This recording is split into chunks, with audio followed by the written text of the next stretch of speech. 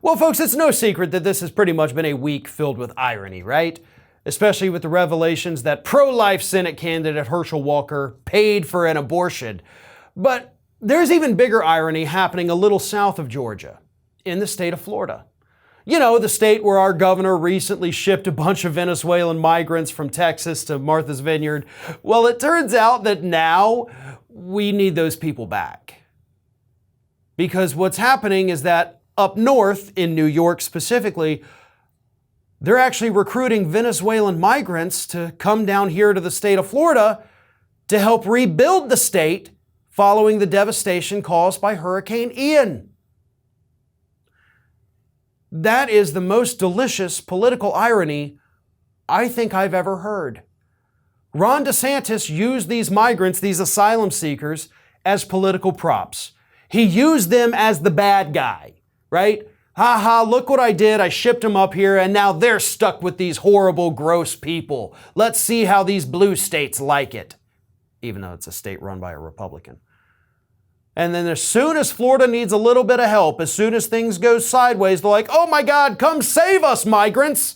We can't do this without you. So they're promising them $15 an hour. They're promising them overtime pay. They're promising them food. They're promising a place to stay. We'll give you whatever you need. Just please, for the love of God, get back down here to Florida and help us rebuild. Now, as I've said before, I am in Florida. I've been through about, I think, 10 hurricanes during my lifetime. And this is actually very common. You see this happen pretty much after any storm that causes any kind of actual devastation or damage. You do see the migrant workers come in, and those people work their asses off.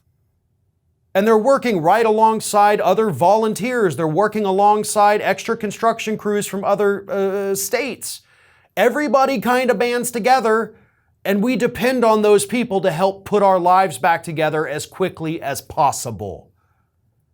There was a time, actually after Hurricane Ivan, I would be driving to work and I would be passing these busloads of migrant workers being sent out to repair people's roofs, being sent out to help with, power companies to get electricity running again. We need these people.